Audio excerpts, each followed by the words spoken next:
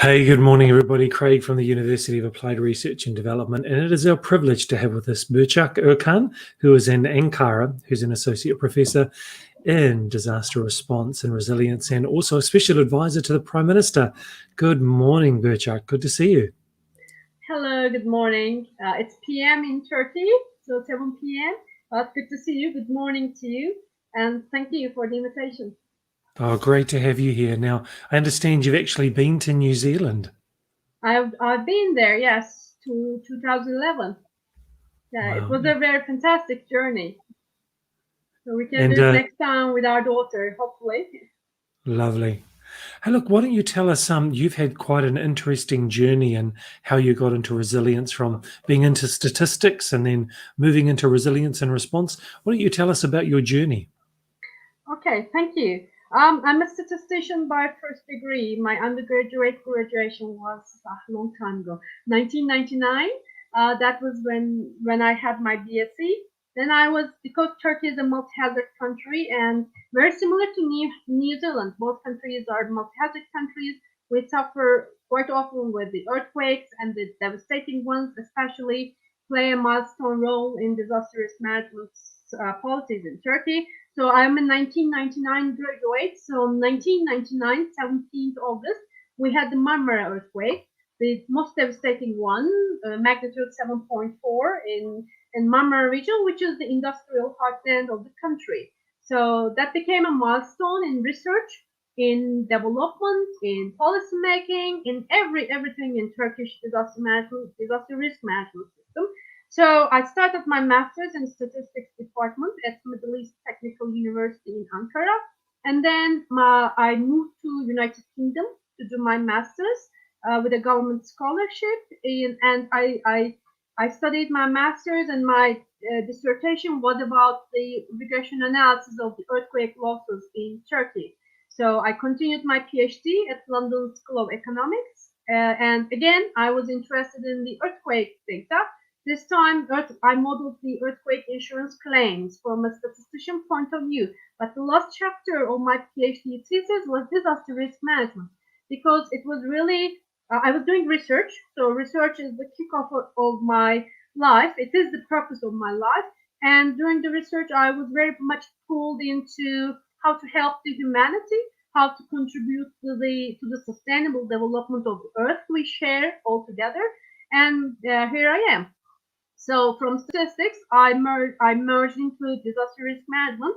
And past 22 years, wherever I go, wherever I talk at conferences or seminars or meetings, people used to ask me why statistics and how on earth you're a statistician, but you work on disaster risk management, policy development, disaster risk reduction, resilience, etc. And I said, okay, that is the nicest point. And some of my colleagues call it like a good curry mix, because if you don't have data, any information about the past, how can you make any policy forecasting or prediction for future? So you make data talk to you, and you turn data into policy. So that is an ongoing sustainable cycle. That's where I try to contribute to.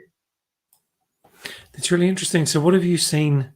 What have you seen as the impact of using data and statistics on reforming policy? Yes, post 2015. Okay, every disaster scientist, I should name my colleagues and myself as disaster scientists. Every disaster scientist follows up the Yokohama strategy back from 1994, 2005 Kyoto Framework for Action, which was the Bible of the disaster risk management studies in the world at that time. But with the March 2011 Tohoku earthquake that's happened in Japan, everything changed. So everything changes in life. Nothing is stable. So the only unchanged thing is the change itself. So 2015 is the Sendai Framework for Disaster Risk Reduction, introduction to the international community. So 175 plus some countries, signatory countries, agreed on it. So and that is valid until 2030. So post 2015 until 2030, in line with the Sustainable Development Goal agenda of the UN, which is again targets 2030 as a timeline. So within that work frame, in Sendai, there is a big component of monitoring the policies suggested, So monitoring and evaluation is directly linked with statistical data. And there is disaster informatics. So one aim is to build disaster loss databases for countries who suffer from disasters, so that you can have some estimation for the future, so that you can get prepared, so that you can respond quickly and you can recover faster and efficiently. So for those of us who are not statistics people, which is like me, so what sort of data are you actually looking at and working with? Okay, age. Okay, you can calculate. You will be interested in some variables that I can name, like age, gender, number of buildings, the distance to the fault line, the precipitation rate, everything you can think of comes as a variable to a statistician to use in analysis, and that helps with the policy making and decision process. And so what about the change in technology that you've seen over the last decade? How's that impacted what you do? Yes, that is huge. Artificial intelligence, AI, all these data technologies, especially during the COVID-19 with this test and trace, track systems, responding very quickly, the vaccination rates, the number of vaccines distributed, the data we follow. Especially, I will focus on COVID-19 because I'm doing consultancy to the World Bank for Turkey's pandemic preparedness and response project, and we watch the global cases as well. So we track data, yes, and all of us keep data. We look which country has the rate, which number of the vaccination rate, when, how many, what is the age rate, efficiency rate of the different vaccines in use. So everything is linked with data. So when people see the numbers, say 25% of the population, as an example, has been vaccinated, that means something to people. So if it's above 60%, you get the community immunity, herd immunity. That makes a meaning. That's a meaning to people. So that's how. When you mention artificial intelligence, how is that being used? Is it being used for prediction or? Okay, so artificial intelligence. I'm not an expert on artificial intelligence. I'm not an engineer, software person. But the way that people, disaster scientists, we cannot manage any disaster without any technology. So watching this, having the satellite images, the use of drones to have the loss estimate as a visualization, or the number of supply and chain, the logistics, everything needs some technology. Again, with COVID-19, we people tracked who has the positive case, who is not a positive case. So technology is everywhere, not just like AI specific, but overall broad perspective, we can say technology. We can't manage any crisis or disaster or emergency without having any technology. But human factors, I think, is crucial. We can't let 100% technology because they don't have the feelings and emotions, but we can't have everything manual as well. So there needs to be a very balanced match of both together. Burcak, one of the interesting things about looking at your profile and speaking with you is that you've been into statistics and then made this really prominent move into advising the Prime Minister around disaster management and resilience, and stakeholder management has become something that's very important to you. Why don't you tell us about stakeholder management? Okay, thank you. That's another crucial point in disaster risk management and preparation for every country across the globe, because nobody can manage disaster risks. We need to identify risks. We need to understand risks. So when you identify and understand risk, you can develop proper preparedness mechanisms, and that takes you to the safer and quick response and quicker recovery. So we cannot leave we cannot do it like just one national government. We cannot do it just like single alone local government. We cannot succeed it as one individual person, private. It is not the job of the academicians only. It's not the private sector only. So when I name those stakeholders, everybody needs to work together, act together, consult to each other together. So collaboration, cooperation, communication, good 3C rule maybe. So that is 100% required, because it is the part of, you remember there was a cartoon called Voltron with the robots. So they need to merge together, get together so they can achieve what they want to target. And that is where, good stakeholder management, sustainable stakeholder management takes us to good resilience, robust resilience, maybe we can name. I can imagine dealing with different stakeholders who have different agendas or different motivations can be quite challenging. So how can you do that successfully, manage stakeholders? Okay, it's not an easy job. Where there's a human interaction, it's not an easy job because people have different ideas, different needs, different requirements, different thoughts. But that is what we call risk governance. Disaster risk governance is another golden word that disaster scientists use very often. To be able to achieve good governance, you need to bring everybody at the same table, regardless of who they are, where they're from, what they do, whatsoever. When it is for the good of the countries, for the communities, because we work for the communities in need. So there's a humanitarian dimension of it. So to be able to help and serve for the community, for their good, we need to bring everyone together. So be professional, act professional, and discuss on the table and solve problems. Don't be a troublemaker, but being a problem solver is something good to manage multi-stakeholders. So when you're advising the Prime Minister, what are some of the things or the data or the understandings that you try to give the Prime Minister to make good decisions? Okay, we don't have a Prime Minister in Turkey now because the presidential system was brought into action back in 2018. The former Prime Minister of Turkey. So I'm trying to support and update them with what's going on at national level and international level with climate change actions, how the resilience policies was introduced, what UNDRR, United Nations Disaster Risk Reduction Agency does, what are the international collaborations, how Turkey is responding to all these international activities. Any disaster happens in Turkey, a flood, an avalanche, a rockfall, so I'm keeping up. And I'm trying to see what are the gaps, what are the strengths, what are the challenges to reporting. What are the gaps? Yes, because we are here to make a change, and to be able to make a change, we need to identify the gaps and make it better, build back better. So about gaps, where do you see the gaps are in disaster response? Where does research need to focus? Okay, another good question. Thank you for asking that. Gaps that depends on the country, socioeconomic indicators of the country, socio-demographic situation of the country. There is not one size fits all answer to that question. So that is geographic specific. For example, in Turkey, it is location specific. Within city in Ankara, it is neighborhood specific. So the main gap, what I observe is, number one, the use of data, okay, which has been in increase past 2-3 years, and especially UN has a division.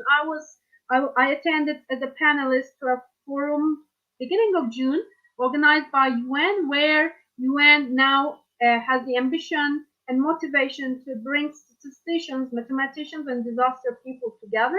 So use data, disaster informatics to make better and stronger policies. So number one can be the lack of data. Okay, lack of data, lack of quality data. People don't know how to use the data. So data collection. There's a gap in disaster loss databases for some countries, not all of them. So as I said, it is a country-specific condition. Some countries have super data, but they don't reflect the policy. Some countries don't have enough data, but they have the field experience from a practitioner's perspective. So they use it, they survive on it. So there's no terminology, the use of the same language everywhere. So UN used to have a glossary terms for disaster risk managers. Right. So I think that is important as well. That's really good.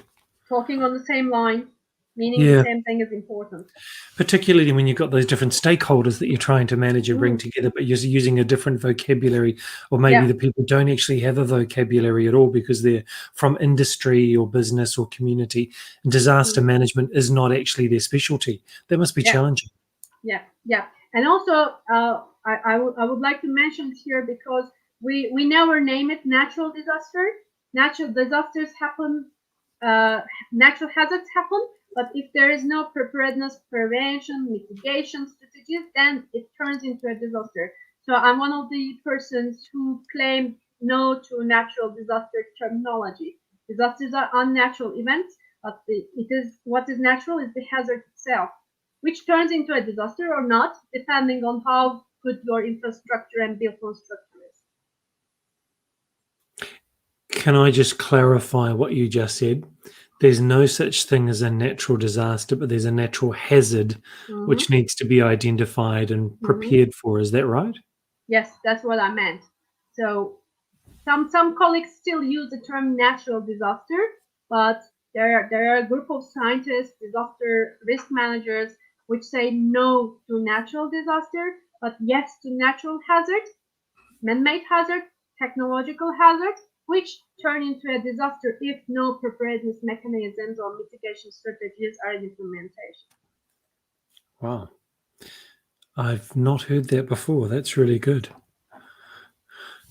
So, Burcak, when we're thinking about this and all the data, and you're a scientist and you look at the numbers, do you accept, or does the data support climate change, and climate change is having an impact on natural hazards and the way that disasters happen?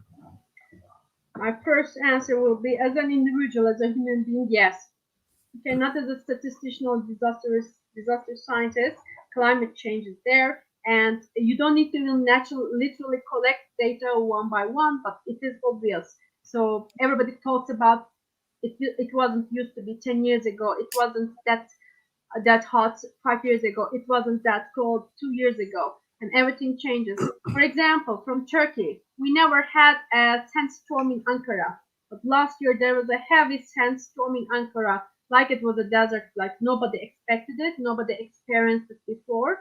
So that we had a life loss because of a tsunami back in October 2020 after a Sisam earthquake which hit Izmir province in the Aegean coast. Nobody expected the sea rise like this thing to happen. So there is data. There is data. Climate. I'm not a climate change person, scientist, but not a geologist or climatologist. But there are some colleagues who focuses on this, especially 100%, and there's data to prove that there is climate change. So I know that when I listen to the media at times, the argument might be that the temperature does have fluctuations, but the temperature really hasn't changed. But it seems to be that the extremes of the disasters, the extremes of the tsunami or the sandstorm or the different types of weather, and the problems that causes, the disasters that result, those are far more extreme, far more frequent, and seem to happen in geographic areas where they shouldn't be happening, because traditionally the climate is not like that, doesn't support that. So do you think that that's correct? I feel like it is correct because frequency is one of the terminology statisticians use very often. We check the mode of a variable by checking its frequency. So mode as a word is the highest frequency in a data set. So frequency increases, severity increases as well. So there is definitely something going on. Did you say diversity? Severity. Severity. Yeah, severity. Right, severity. So frequency and severity is increasing. They're on the rise. So it should mean something. Should mean Definitely. something. It means something. Right. With a simple, very primitive glance. Just to wrap up, because I want to honor your time, and this has been really interesting. Burcak, if someone wants to do what you do, what would you suggest that they do in terms of training or experiences? Okay, very good. Thank you. There are several now currently undergraduate, masters, and PhD programs in disaster risk management across the world universities. So there is a room for research in several countries: Turkey, Japan, UK, New Zealand, United States, so Canada.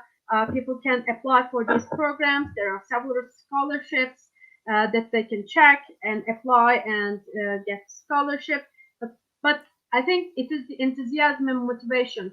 If you want to really work on crisis response, emergency management, disaster risk management, I think you need to believe it with your heart.